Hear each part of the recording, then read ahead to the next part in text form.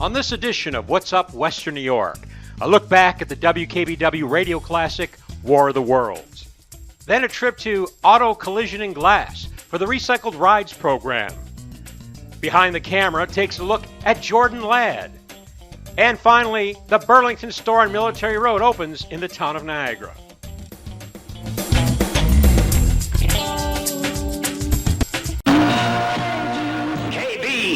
Total News Bulletin. It's been reported that a large meteor has smashed into the ground along the East River Road on Grand Island, setting off a series of fires. Several lives have been lost. KB Total News Director Don Lancer on the way to the scene. It was that announcement at approximately 11:15 p.m. on Halloween night in 1968 that told listeners WKBW's War of the Worlds program had officially begun. The homage to Orson Welles' 1938 classic was the brainchild of KB program director Jeff Kay. I changed the locality from a small town in southern New Jersey to Grand Island, New York, and to have some impact on the local area. And then we decided that I would write the script in such a way that the newsmen would be told, here's where you start, this is where you enter the scene, this is what we want to have happen during the time that you're on the air, and this is where I want you to end. My God, Don, there's something crawling out of the top of this thing. It's way down by something, I can't say what it is.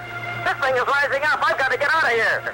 I can see it now, I can see it too. It's, oh my God. This is 393, Jim. Just what is going on out there? It was being broadcast as a news coverage of a real event, a fictional event, of course, but being broadcast as if it were real.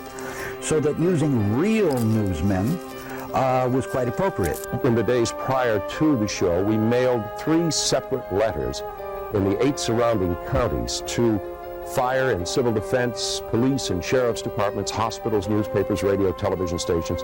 And the day of the broadcast, J. Don Schloth, who was the writer for the Buffalo Evening News, gave us his entire radio television column and said specifically what it was we were going to do. We felt that we had alerted the community to the point that they would understand what it was all about. KB's extensive promotional campaign did not prepare the masses for what Jeff Kay and Dan Kriegler unleashed over the 50,000-watt signal.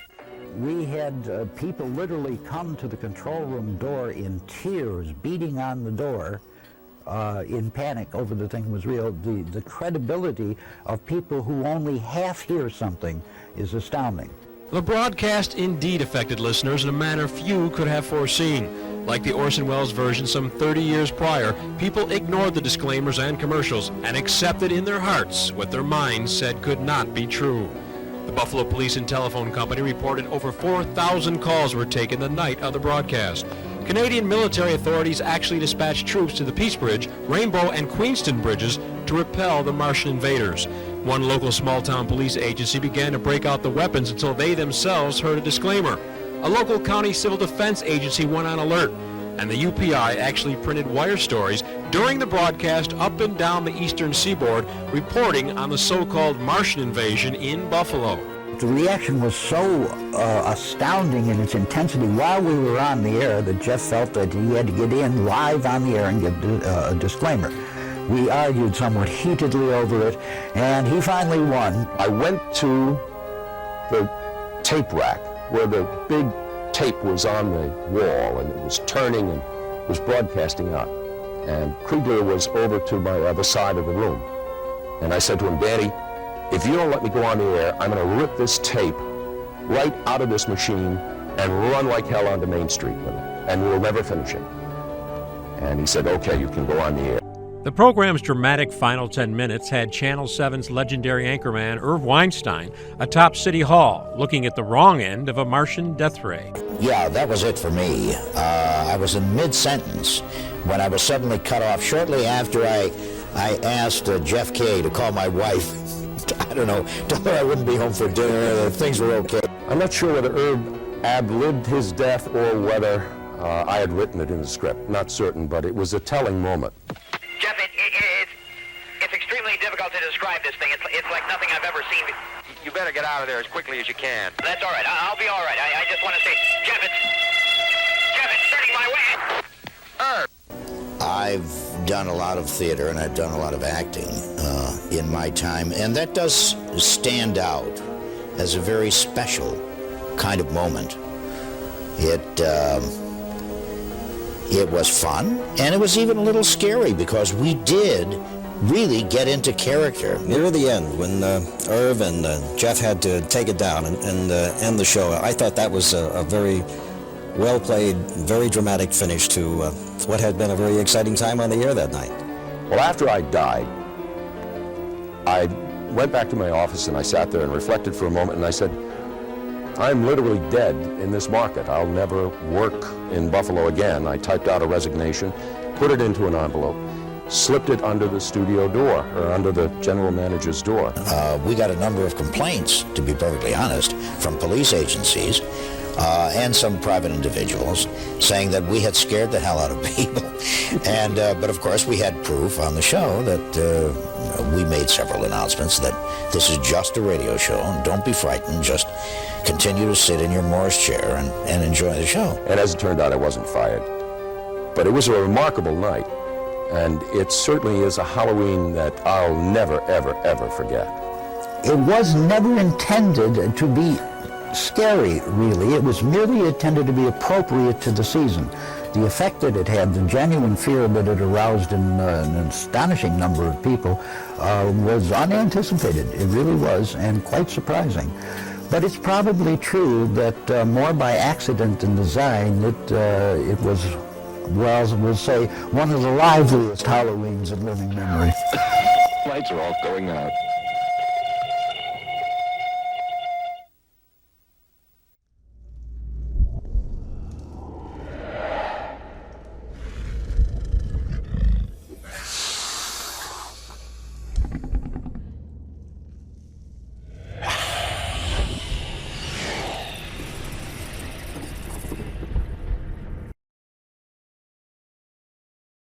Auto Collision and Glass, I would like to thank all of you for joining us today. This is the first of many Recycled Ride giveaway events we intend on holding. I'm Richard Greenewalt. I'm an owner of Auto Collision and Glass, and I'll be the master of ceremonies for this event. Alongside with Geico and the National Auto Body Council, it's with great honor that we have this opportunity to give back to the community, and what we hope this one small act of kindness can be a gesture of our thanks for such a large and heroic act of bravery. When Auto Collision and Glass became members with the National Auto Body Council, we teamed up with Geico to select a charitable organization to take part in the Recycled Rides giveaway. It was without hesitation that we wanted to work with the DAV, the Disabled American Veterans, knowing that their mission is to empower veterans to live high-quality lives with respect and dignity.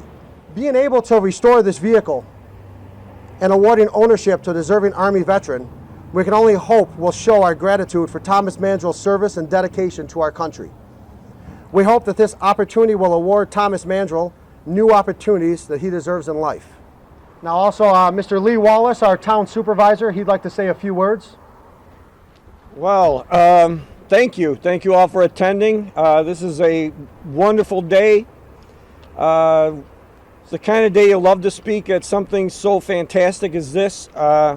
First of all, I'd like to thank Rick and his company, Auto Collision and Glass, for everything they've done. And as Senator Ort had said, this is not something they have to do. And the Senator kind of stole some of my thunder when he said that a lot of people talk about helping veterans, but when it comes right down to it, are you really doing it? We at the Town of Niagara firmly believe in supporting veterans. We are right now in the process of building a $380,000 Veterans Memorial in our park, which is Veterans Memorial Community Park right down the road from here. We also hold an annual Veterans Dinner free of charge to all veterans in the area. And as this project moves forward, we will be enshrining those who have served this country with a remembrance brick walk as the project moves forward. So we are very, very supportive of the veterans, always will be. I do not, and neither do the board members, and I will tell you who's here today. Mark Carpenter, councilman from Town of Niagara, Rick Sirianni, councilman from Town of Niagara, and Sam Gatto, councilman from the Town of Niagara, and our fourth councilman is Chuck Texera. We do not take our freedoms for granted from those who have sacrificed for us throughout the years. And my head goes off to this gentleman who was the POW and what he sacrificed for our good and the good of the people of this country. This is the greatest country in the world, no matter what some will tell you. And I really, really am honored to be here. Just a couple brief other things. There's been over 1,000 vehicles given away nationwide for this program. And it's benefited a variety of people, not just veterans, but others as well, and other service organizations. The Town of Niagara is going to jump on board with this. We're going to try and do something ourselves with regards to supporting this venture, now that we know about it, because we didn't really know about it to begin with. And this has started in 2007 and has grown from there. And the nice thing about it is that Auto Collision and Glass and Rick Greenewalt, they're not doing this for their benefit. They're doing it for the benefit of those who reap the rewards of this. Thomas, to you, my hat goes off to you as a veteran. And as Senator Orr said, Thomas served in the U.S. Army and was 1 year in Afghanistan. And I cannot explain, Senator could, what it's like to be over there. I could never tell you what it was like. I didn't do it. And my hat goes off to those who did. And Thomas sustained some injuries at a point in time when he was over there that have changed his life. So we here at the Town of Niagara salute you for what you gave this country and the sacrifices that you've made. And what we are going to do at the Town of Niagara is we are going to have you at our October board meeting where we will make a presentation to you as well. Thank you.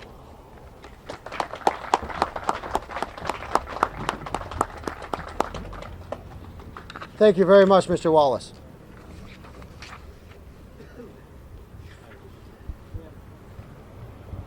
Now, Mike Donahue from Geico Insurance, who was generous enough to donate the car, he'd like to say a few words as well. Thank you, sir. Very few words, believe me. I just want to say that several months ago, I was with RG, Rick, and my manager, and we kind of thought we'd want to do something like this, get a car, fix it up, and give it away. So we got together, and we thought, well, what better place to put it for a DAV member? So we, of course, went out, got permission from our superiors about it, got a car over to Rick. His great staff made this thing look brand new, because it looked pretty ugly beforehand. And we're pleased with all the people that donated their time and their efforts and their materials to do this for us. So we feel very, very blessed, and we feel very fortunate that we're able to give to you, Tom, a nice new car. And also, too, is thank you for your sacrifice and your service. Thank you.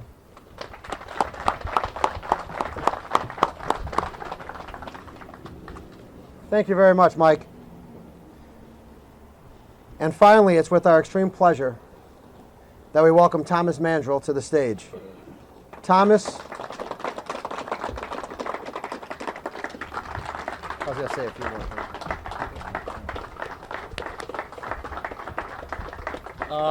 I don't have a long speech. I just wanted to thank everybody that had a part and a hand in this this operation here. I know nothing this great could go on without a lot of great people. So I just wanted to say thank you to everybody, and a heartwarm goes out to everybody. Thank you guys for everything. So now the moment we've all been waiting for, if we can get the vehicle pulled out here so we can give this brand new vehicle here to Thomas Mandrill.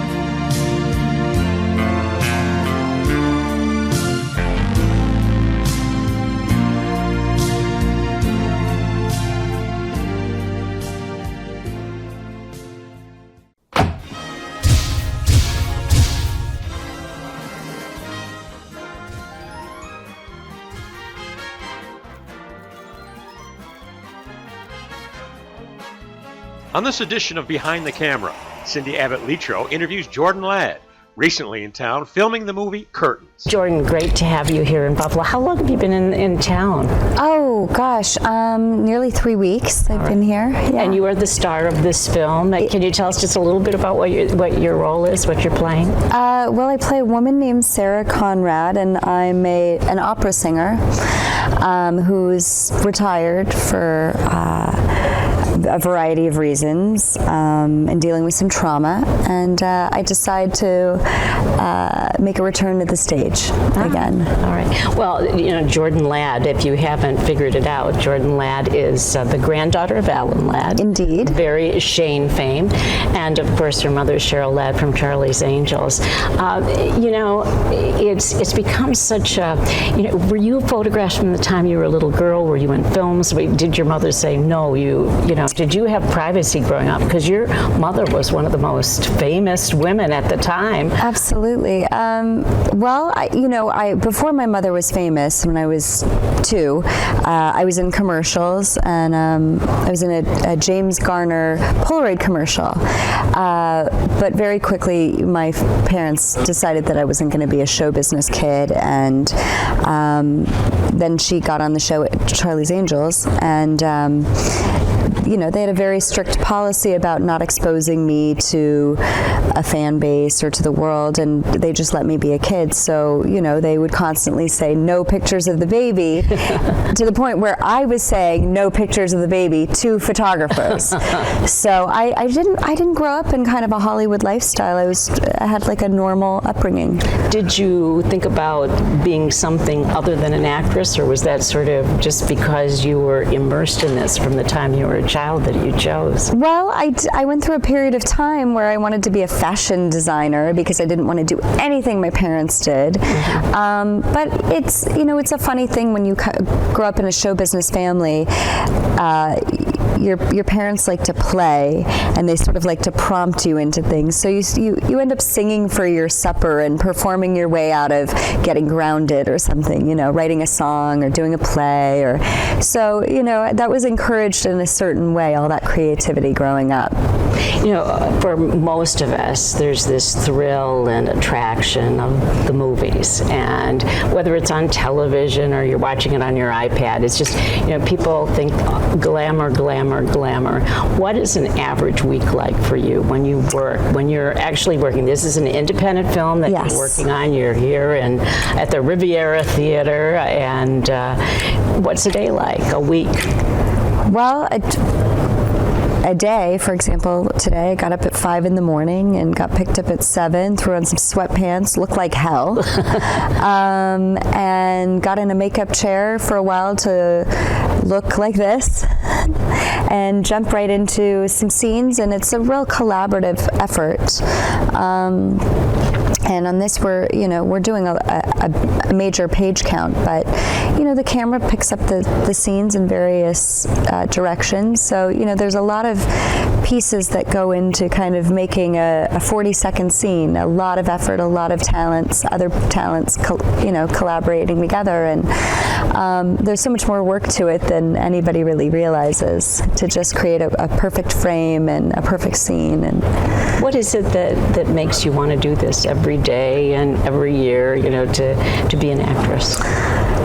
Well, it's a few different things. I like to, you know, the concept of sort of joining the circus. I mean, we get to go away and be a group of people and a tribe, if you will, of creative types. But I really like the collaborative aspect of filmmaking. I admire filmmakers, and I love that every department gets to shine. And you know, my role doesn't come to life if I don't have the right hair and the right clothing and the right props and the right light and and the writing, and so many art forms kind of come together to create a story. I was never a theater actress, and theater is really an actor and a writer's medium, but filmmaking is a filmmaker's medium, and it's really shared by everybody. So I love that.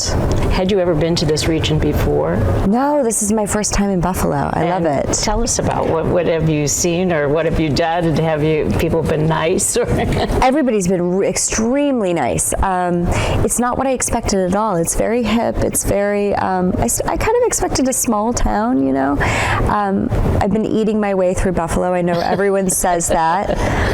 I have buffalo thighs. But I've been to some fabulous restaurants, and everyone here is wonderful and helpful, and I'm really enjoying my time here. Well, that's good, because, you know, we're trying to promote the film industry here, and we've been very lucky in that we have tax credits within this state, but we want to, we're called the city of good neighbors, so we want to make sure our guests are happy. Well, I think that sentiment is true. Good neighbors, I get that sense. I also love, too, the architecture here is so cinematic. So, I mean, what a blessing to be able to shoot here, and these buildings are beautiful, and, you know, everything is relatively new in Los Angeles, so I appreciate the history.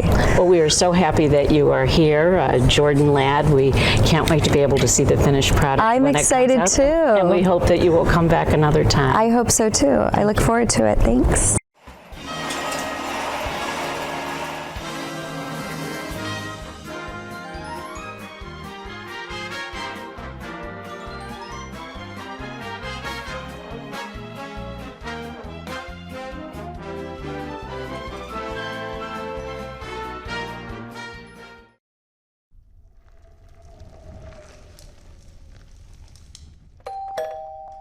I'll get it.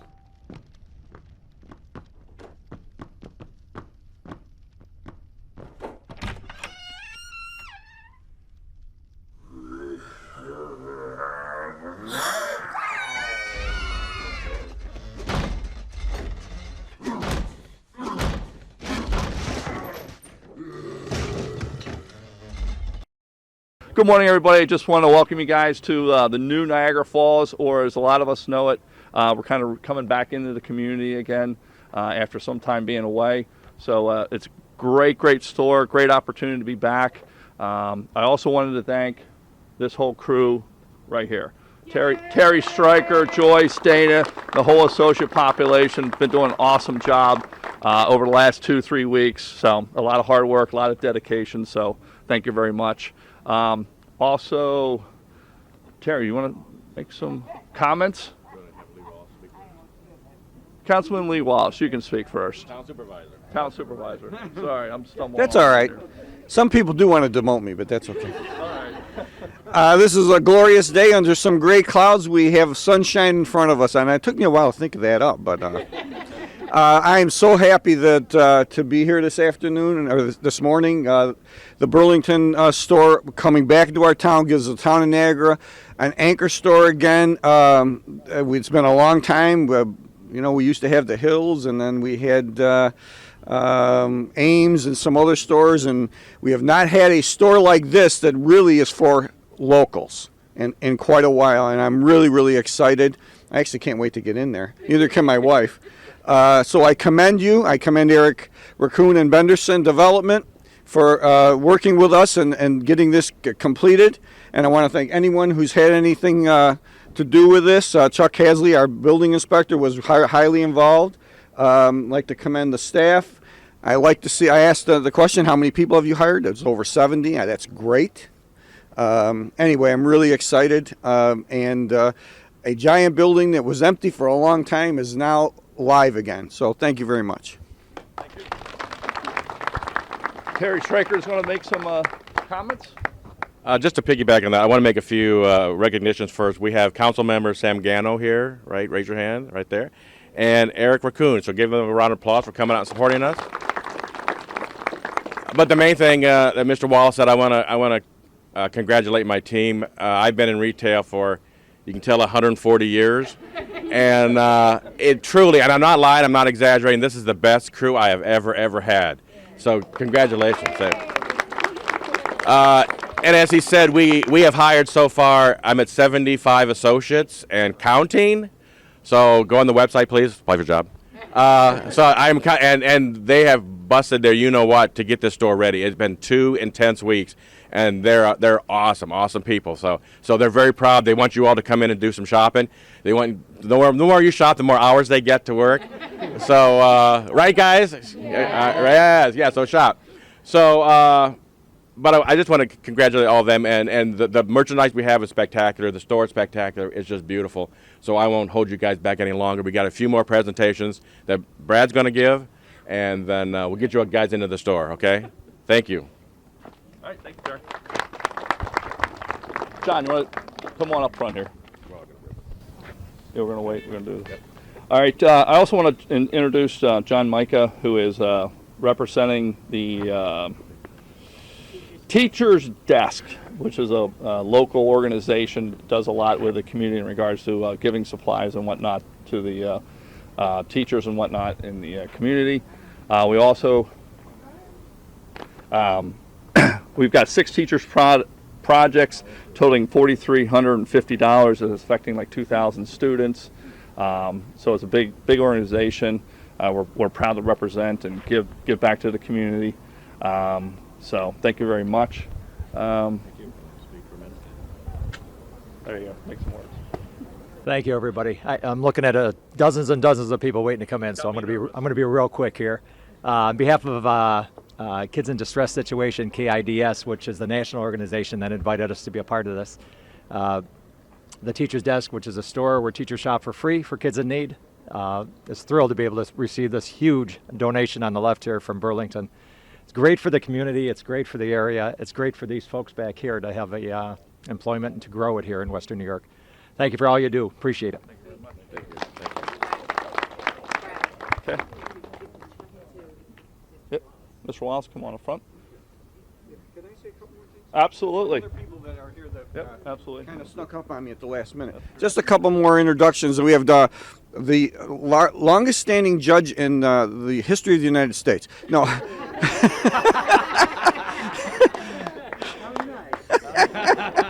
Judge John Texera, 40 years, John?